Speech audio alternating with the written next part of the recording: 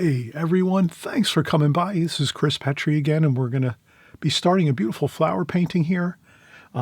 This is going to be what the finished painting will look like right here. So I just wanted to maybe zoom in a little bit in the beginning. You can maybe, if you want, pause the video at some point if you want to do a screen capture, or somehow I'll leave this picture online on the screen too, on the video shot when we're going to do this, so that we're going to use this for our reference. This is a previous painting I did probably a couple years ago. So this one really, I feel turned out really good. Lots of different colors. It's a sunflower with some red flowers on the top section of this floral arrangement, and it's in a beautiful little clear glass jar. Let's try this. Let's go for it. So we're going to zoom back out here like so. And I'll just slide this over here. So we'll leave this up here on camera for the duration. Maybe I'll tape that down. So I just use a little bit of artist tape here. And I'll just put a little bit of artist tape on this just so it doesn't move around. And that should be fine. And we can also, this really helps a lot. I mention this a lot. You probably hear me say this quite frequently, that it's good to maybe sometimes tape off your compositions when you're working on your compositions. So I suggest this. The reason why is when you lift off the tape, once you're done doing a painting like this, you'll have a beautiful border around, a nice crisp, clean, almost like a mat around your painting. So that really does help a lot. So we'll do that. We'll make a border. So I'll just take I'm using some Scotch drafting tape. I think it's number 230, Scotch number 230 drafting tape. A really good tape. Scotch makes great tape, of course. They make all this office supply tapes, your Scotch tapes, double stick tapes, things like that. So you can't go wrong with that. I sometimes get mine at the dollar store, and I don't worry about it. But for my videos, I like to use the best quality items I can. This way, nothing happens that's going to make my video have problems. So, like, I'll always use my best paper that I have in my studio for my videos here that I create for you. But maybe if I'm just practicing on my own, I might use some printer paper for practicing brush strokes, or I might use like student grade paper for like just practicing figures or still life paintings, or if I'm doing some compositions to warm up before I do a painting, stuff like that. But when I do my videos, I try to always use the best I can, the best quality materials, art supplies I can. So let's...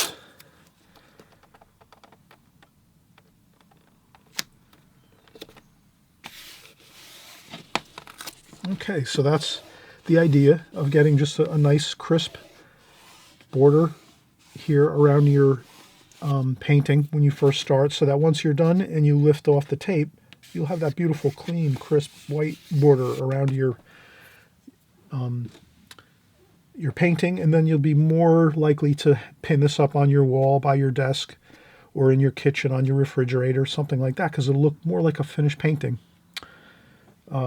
And look really pleasant. If you're just painting on paper and you don't have any border, it looks a little bit rough. If you do a ton of painting, then sometimes you wouldn't worry too much about doing a lot of the taping. But if you're just going to do a couple paintings here and there, good to use the tape for a border. So this way, when you're done with it and you say, hey, that really looks good, you peel off the tape, it even looks better, and then you can put that up on your wall. In the kitchen, wherever you like to work, your art studio, your little spot you have. And I always meant to do a video on kind of setting aside a little spot for yourself that you just kind of like in your place where you live, where it's your own little area that you kind of designate for your artwork. And it might be a lot of different places for everybody, all different places for everybody. I know that's the case, but I'll eventually do a video on that if people want to are interested in that idea, I can definitely do a YouTube video tutorial on just different ideas. I've gone through a lot of different ideas in my own art career of setting up a studio in my house and so forth. So I have a lot of good ideas, and I'm sure you guys can put some great ideas too in the comment section. If I make a video like that, you can put in your ideas too of what you like to do in your studios, in your place, how you like to organize things like that. Okay, so let's get started here. We're just going to start off with a very light preliminary sketch like we always do, just to kind of get the idea of where all of this is going to sit in this rectangle right here that we've created with our tape. So right away I notice the top of the vase is about 1/3 of the way up, and you can always probably tell that I always like to use the thirds most times. So if you have thirds approximately like that, 1/3, 2/3, and 3/3 makes up the whole vertical of our rectangle. And then maybe we'll do a border around this too, just like this. Okay, so the first third here, let's get our top of our jar.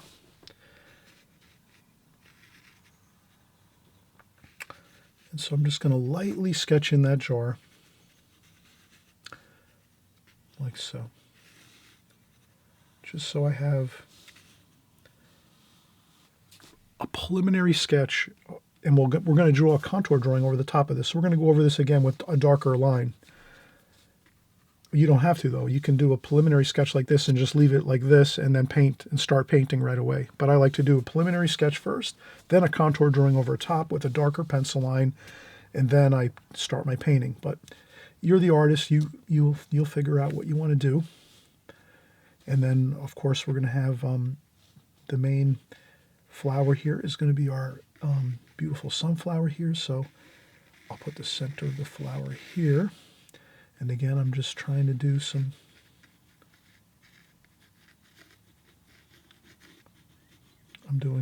preliminary sketching, the petals of the sunflower here.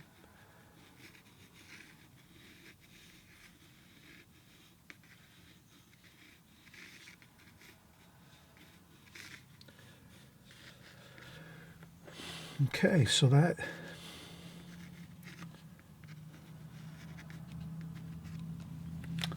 is our sunflower preliminary sketch, right?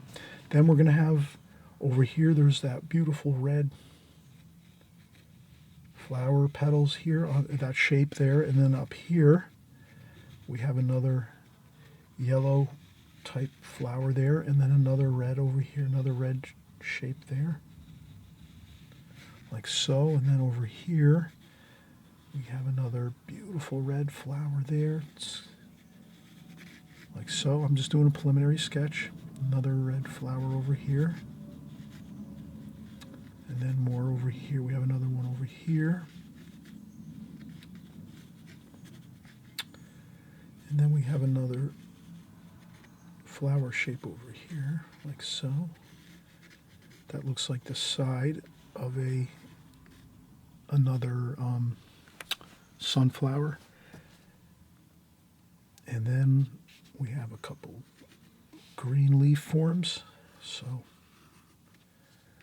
and if I draw in something extra, don't be alarmed.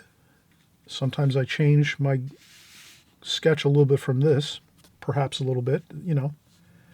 It's okay. You can change from, if you have a painting you're working from, like a reference photo. You're the artist. You can always adjust your game plan according to what you like to see. So you might say, oh, wow, I like what Chris did here, but I want to change it a little bit. I want to add another color flower in here. It seems maybe I'd like to add a purple flower in here maybe somewhere in this. That's fine.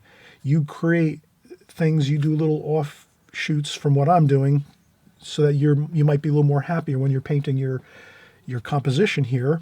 So you don't always have to stick to exactly what I'm doing, and that goes with anything. Any kind of reference material you're using, you can always change it a little bit. If you're even out in a plein air situation where you're out sitting in a park and you're on a park bench and you're painting a scene, you can change the scene around a little bit to make it easier for you. Or if you're in a city type situation, you're looking out a cafe window at a street scene and you want to change something around. Maybe you don't want to add as many people or as many cars, or you might want to add more people in, or maybe make less people in your painting, or more cars or less cars. You know what I mean? You can add and subtract. Always think of it that way. You can always add and subtract to your compositions and your paintings to suit your own needs and to suit what you like. You might like a ton of figures in your painting, like lots of figures, or you might like just a few figures here and there if you're doing like a street scene. Just an idea for you. Same thing with these flowers. You might want to make a few more flowers and a couple different color flowers. You might want to add a little more color to this. Maybe you might think this is a little bit not as much colors as you would like. So you add more or delete whatever you like when you're doing your work. But I think this is good right now. We have a preliminary sketch. I will do a table in the background here, so just to give us a little more. So I'll put a little table, and I don't like that table in the background there. Right away, I'm looking at this and saying to myself, I don't want a table on the background of this painting, because I'm zoomed in, like in a sense, if we're thinking of, like if you think of your paintings as like a camera shot, like if you're taking a picture with your phone, if you think of it like that, you'd say, oh, I'm really zoomed into this flowers here in this vase. Highly doubtful I'm going to see a table in the background here because I'm so zoomed in. It'll look better if I just leave that table top out of the picture and just leave it the vase and the flowers. And there's a couple stems here we'll have. Like this. Maybe another couple of leaf forms, green leaf forms.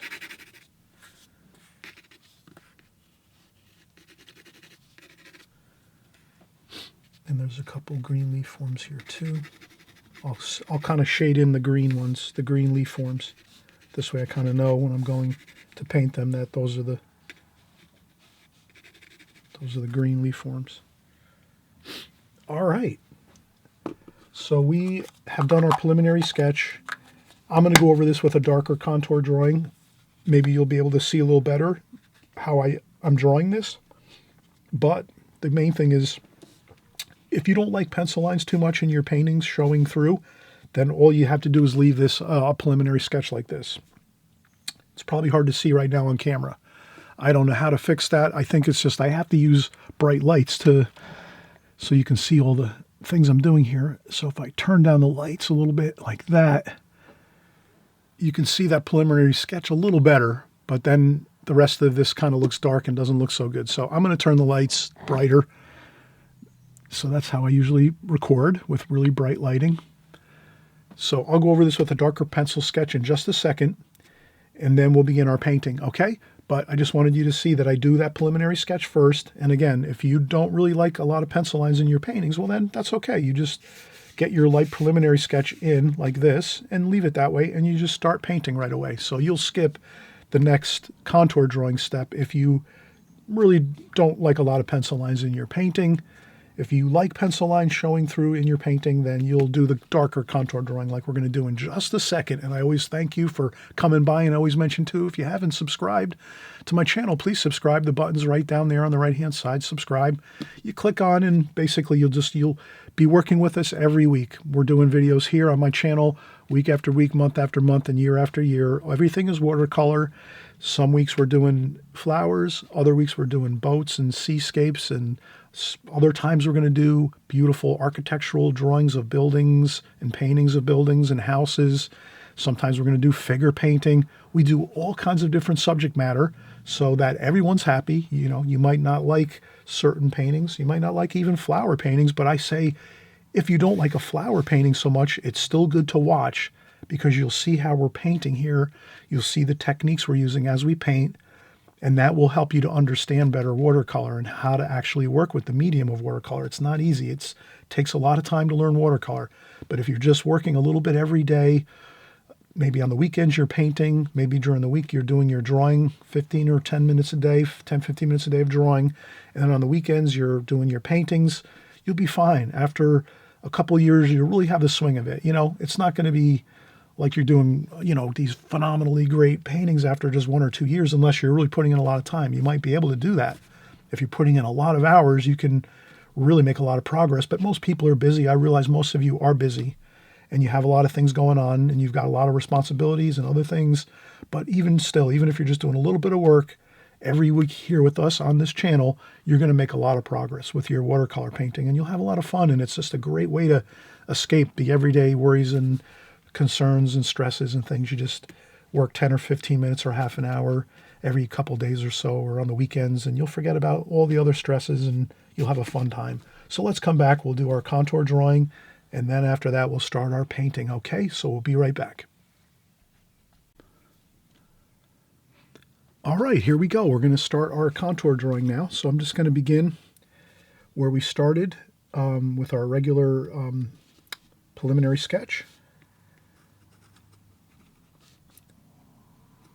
So I'm just going to go through the painting. Now, with the contour drawing, you're basically recalling that a contour drawing is basically you're starting in one place, usually in a central location of your subject matter, and then you're sort of working around and through your drawing, keeping your pencil on the paper at all times, and you're basically pretending you're taking a trip through your drawing.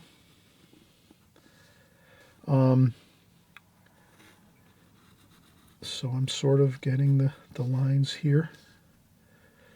This is straight here, like so, and these flare out like this. And then I'm doing some stems here. Glass jar, so things are a little bit obscured. You're not going to see everything perfectly. So I'm making some stems in there. And then here I'm going to go right in and start doing my, and you're noticing, if you can, you're noticing that I'm going with a good rhythm here. I'm using a good rhythm as I go, and I'm staying close to the center of where I started. So I wouldn't start drawing all the way up out here or all the way up out there. I'm sort of staying close to where I began so that I can keep judging the size of everything in close proximity to where I'm working. So that's really the key with contour drawing, is you don't want to start going too far out. You want to stay close to where you begin your drawing, and then you can judge better all the scale and size of everything as you're drawing it, so you don't get too far out of shape, making things exaggerated, too large, too small. And now that I've got the main flower here in the center completed, the sunflower, then I can start going out here and working on those red flowers. And there's another green leaf form there, and there's a stem there. So we're doing some, and this is the other.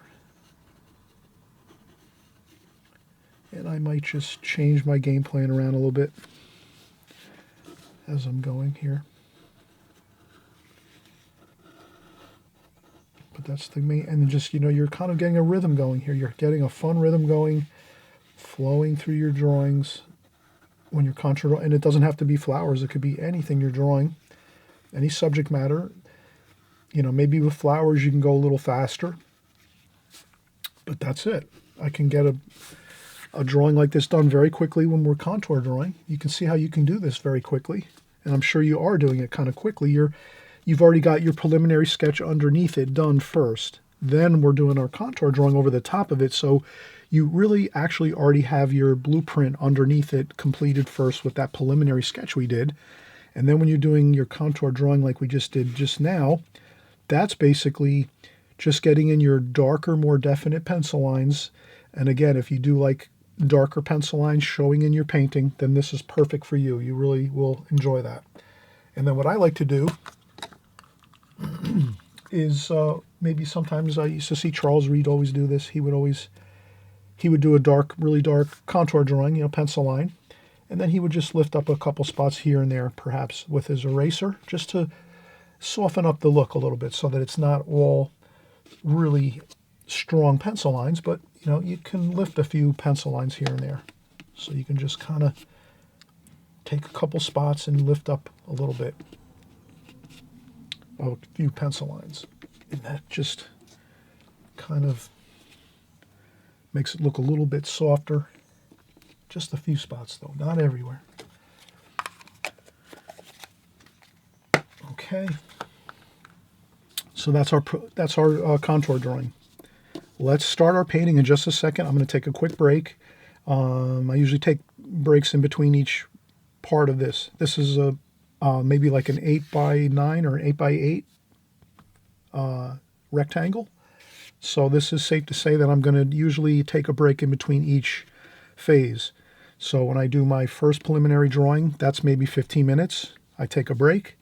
Then I do my contour drawing another 15 minutes, take a break. And then now we'll do the painting portion, and that'll be maybe like two 15-minute phases where we'll do the painting in maybe like two 15-minute time frames. Maybe we'll do our darkest darks first and get a lot of good darks in there, and then we'll start to do our other lighter lights and then our background. Okay, so let's take another break, and we'll come right back, and we'll start painting. All right, let's get in and start our painting. I think the first thing I'm going to do is probably I'll use a number 8 Da Vinci Maestro travel brush. Pretty good size for this painting, a size round brush. I'll pour in some fresh clean water into my water container.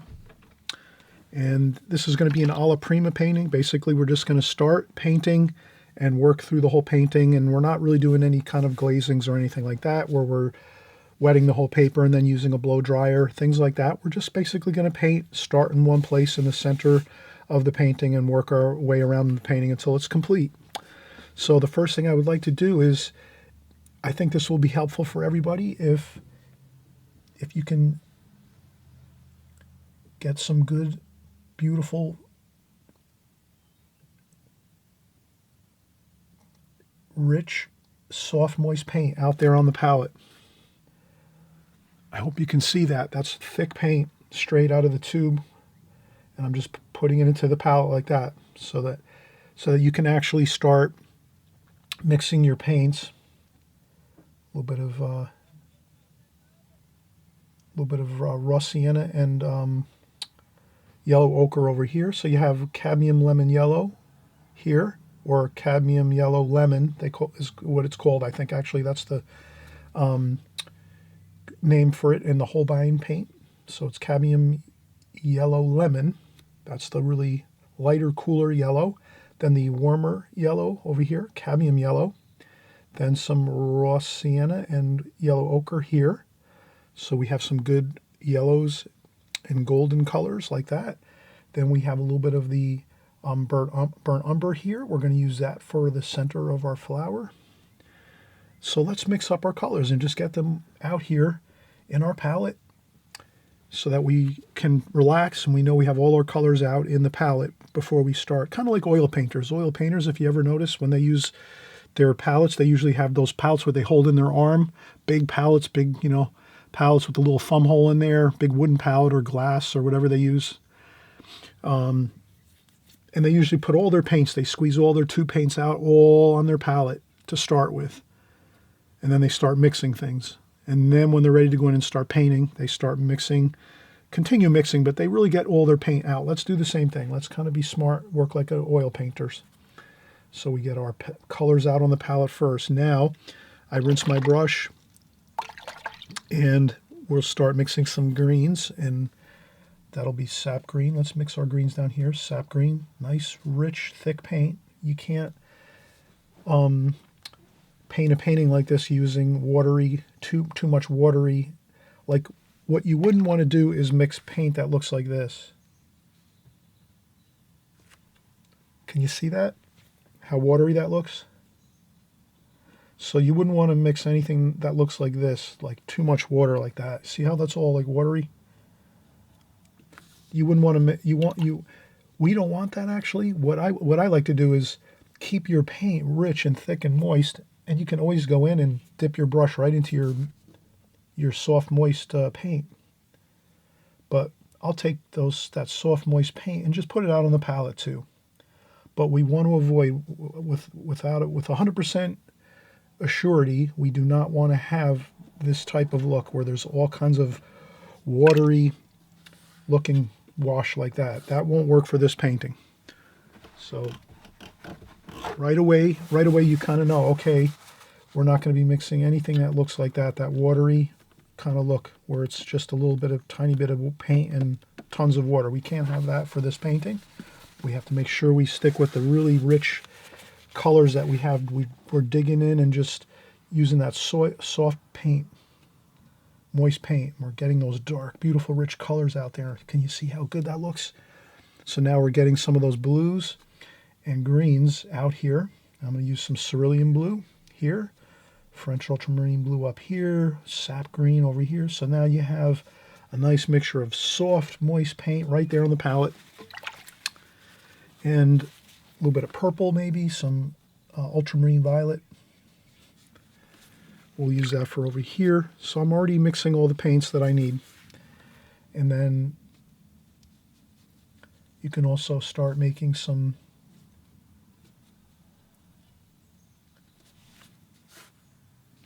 lighter greens over here like this with some little bit of yellow and the green mixed. And I think we have it. So let's start out right away. And let's just get that center of this flower in. We're going to move rapidly here. We want to get into a rhythm. Let's get into a rhythm here. We could add a little color mix in there too. You don't have to stick with just the brown. You can add a little gold, a little blue. Make it look interesting. Like that.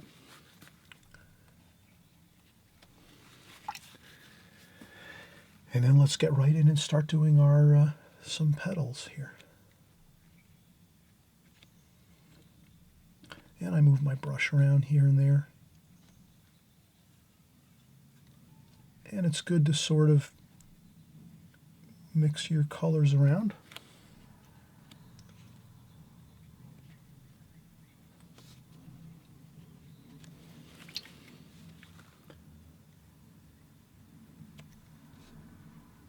And I think you can see what I'm doing here. I'm just really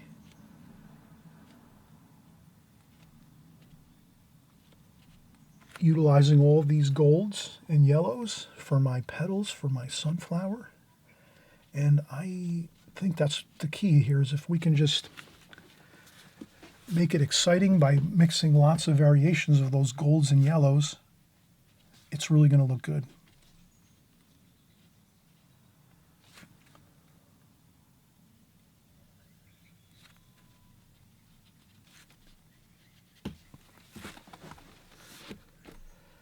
And again, I'm doing a good rhythm here. I'm using my brush, which is a good size brush. This brush actually is the size of the actual leaf of, or the leaf form of the sunflower. Can you kind of see how that's the same size? So that's a good size brush for this painting to do this flower right here, right now, as we're doing this.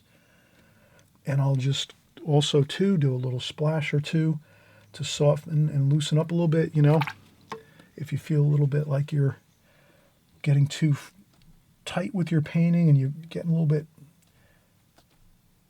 stressed, you splash a couple things on there, and next thing you know, you're just back in business working on your painting and not worrying about it too much. Like that.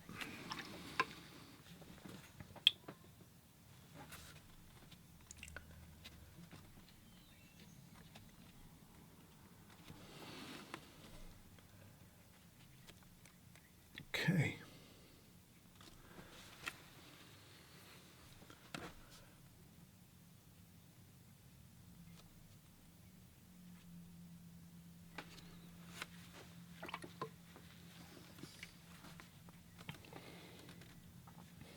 Okay, that looks good. We're already getting some really good progress here. We have our flower done here, our sunflower. And then we're going to start working in our greens and blues here.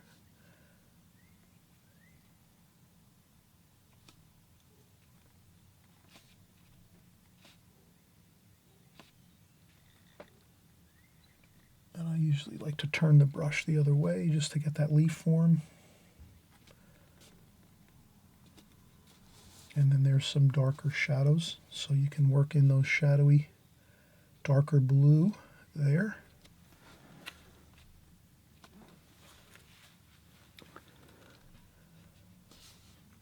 And then I like to just work this right on down. It sort of ties everything together. If you can just do some quick, these are just like stems, like that. No need to get too fancy with this. And then some mystery shadows and reflections on the vase. There's some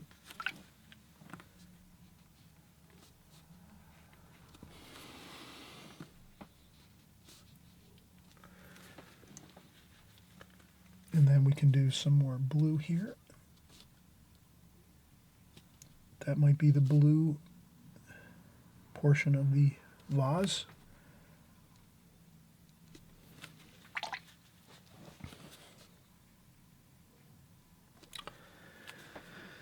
And I think that looks good.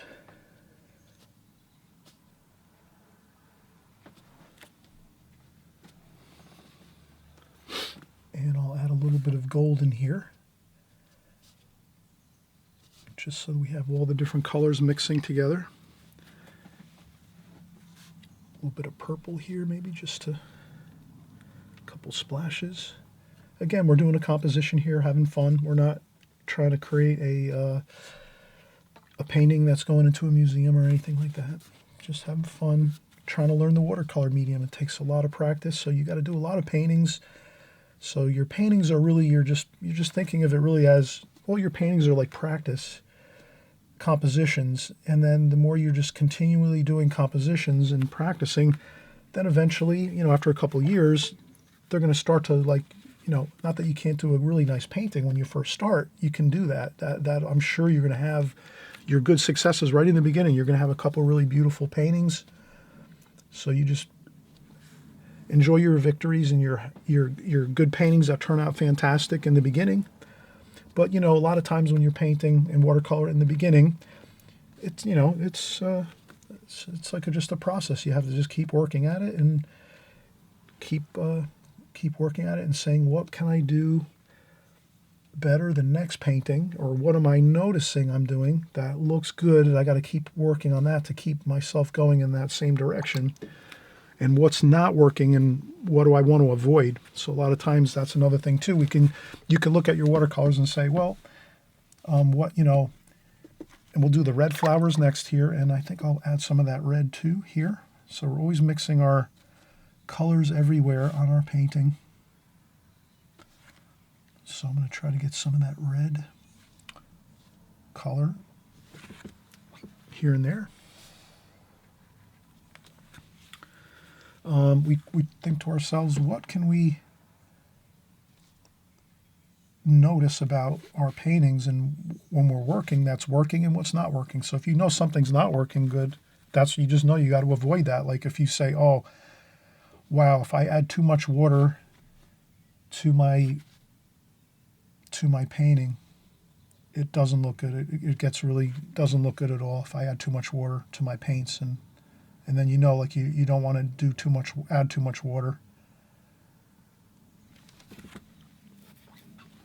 So then I would say, oh, well, we're going to add more paint. So I'm going to use more soft, moist paint from the palette in my painting, because I'm noticing if I add too much water, like we were showing before. So if we're doing something like this with our red, and we're trying to mix something like that, and we put it on the paper, it doesn't look good. I mean, it could look good for certain portions of the flower, a lighter section of the flower, but you also have to have that really straight paint like that you go in and just get straight paint right out of the palette, that soft paint. And that's going to really make things look exciting and vibrant. So that's what we're doing there. We're getting in, and then you can add that red, splashing a little red here and there.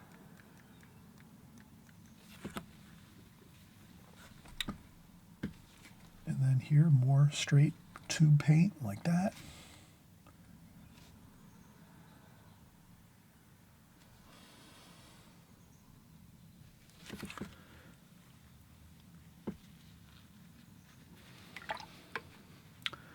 And then some green, sap green, straight sap green. We're going to start getting some leaf forms here. So there's some leaf forms here like that. And again, I'm working with a good rhythm. I'm just following my drawing, my pencil drawing here. That's all I'm doing is I'm just following my pencil drawing and saying, oh yeah, I remember I was over here. I did some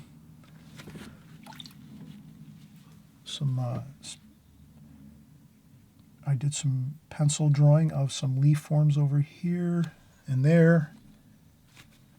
And then there's a couple of stems, and there's another. Maybe this one will make a little bit more lighter, like this. Like that.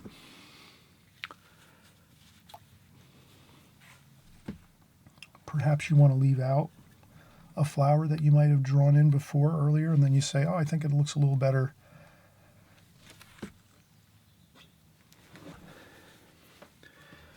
I think it'll look better if I do dry off a little bit of the paint off my brush on a tissue and go in and get the, and this is another yellow leaf, flower petals there. So that's a little bit, and then maybe some of that over here too.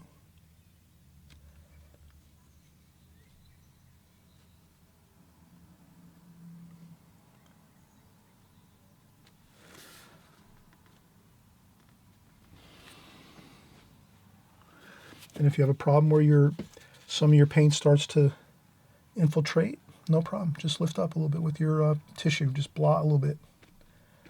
See how we did that? You just take your tissue and blot a little bit. If you start to see paint leaking into other areas that you don't want it to go into, if you just blot that up a little bit, it actually looks fine. Kind of softens things up too. It actually works nicely to soften the look of the painting. But I think we're actually pretty good right now. I think we actually have everything looking fantastic. I'm just going to put a little of that darker red there and here.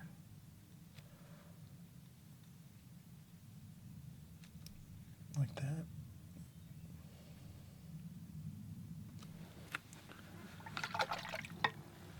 Okay, I think that is pretty good. I'm going to empty my water just one time and add a little more fresh water so I can maybe get a little bit of a wash of some purple over here, like that. Maybe a little bit of cerulean blue up here. A little bit of cerulean blue. And I can soften that up over there, that red there, a little bit. And a little more cerulean blue over here.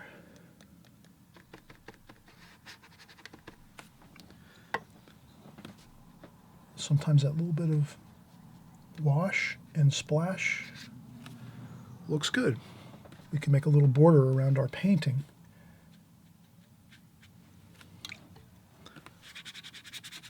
Like that. Maybe blot it a little bit. There we go.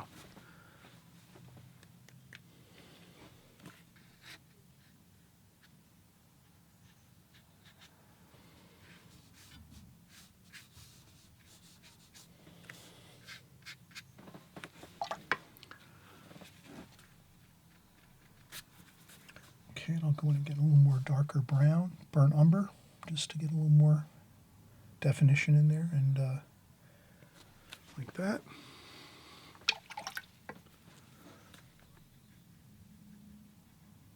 And I'll soften a little bit of those white spots. You know, you can have a little bit of white paper here and there. I think this looks really good. So we have a finished painting.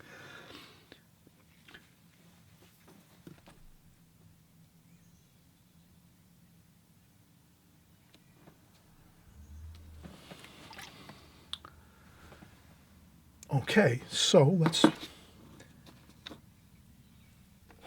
as we talked about in the very beginning of the video, we're just going to lift up the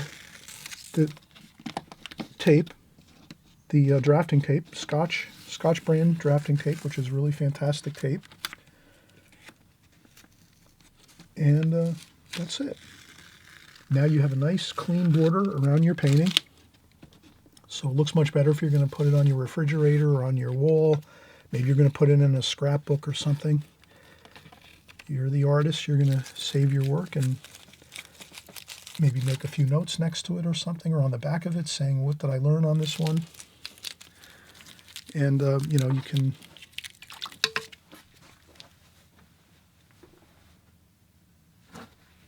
like here I can put a little bit of damp water right here, and then lift a little bit because I noticed it got a little bit, some of the other colors, the reds and things mixed and mingled with that. And that looks good. And this over here too. There we go. So you just do a little lifting with a tissue if you have to lift up some paint that might have, but you want some soft edges to blend here and there. You don't want everything to look like cut out and pasted. So I think we have a happy medium here. We have some interesting, exciting colors, vibrant, beautiful reds and yellows and golds and blues. We have good variation of colors, and we've got, you know, that really rich, thick, moist paint that we're using straight from our palette right into our painting. We're trying to avoid that look of mixing too much water like this. So if you see your palette has paint looking like that, mixes like that, that's really bad. We want to have things looking like this. So when you're painting this painting, you definitely got, like, for let's say the blues and the greens, you've got to have your rich color like that. Your French ultramarine blue, some sap green, some cerulean blue. See how rich and moist that paint is on the palette? You have to have that when you're working this type of painting that we're doing here. That you'll have all the success in the world if you're just keeping that focus of making sure your paints stay rich and moist like this on your palette. And a big help too is when you're rinsing your brush off, you can always have a sponge next to your water pail and then dry, you know, if you have your water pail here, you can always have a sponge next to your water pail or your water container, and always make it a habit. Rinse your brush off and then tap it on your sponge first to take off some of that water. Or you can hold a tissue, and then when you rinse off your brush, before you do anything, you're tapping off a little water off your brush. So you rinse your brush, take a little water off, either on a sponge or a paper towel or a tissue. Then you can go into your palette and start getting fresh squeezed to paint like this.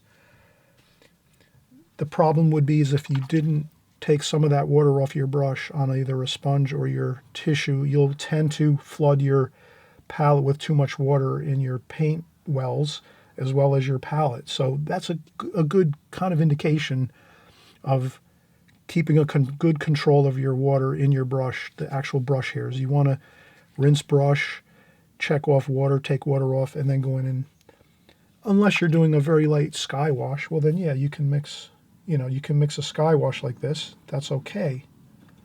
But to get the yellows and reds and greens of this painting, you have to realize that to get that, you definitely have to use the fresh, moist paint right from your palette and keep your brush dry by, again, checking off water. When you're rinsing your brush, always check your water off on a paper towel, sponge, tissue, whatever it is. If you have if you wear an apron, you touch your brush to your apron first, then you go in and get your paints and you can go in and do your work on your painting. I hope this was helpful. I hope you had a great time doing this. This is a really fun painting, and I always mention too, if you haven't subscribed, please subscribe on the right-hand side below. This way you can follow along every week as we work. Enjoy the process. Keep practicing. If you miss a week or two every once in a while, no big deal. But if you're working with us every week on the weekends or whenever you have a chance to do your painting and drawing, you'll be fine. You'll learn watercolor. You'll have a great time with it, and you'll just keep getting better and better. So we'll see you on the next video. Thanks again for watching. Thanks for all the great comments in the comment section, everybody. Really appreciate that. And we'll see you on the next video, okay? Talk to you soon. Bye-bye.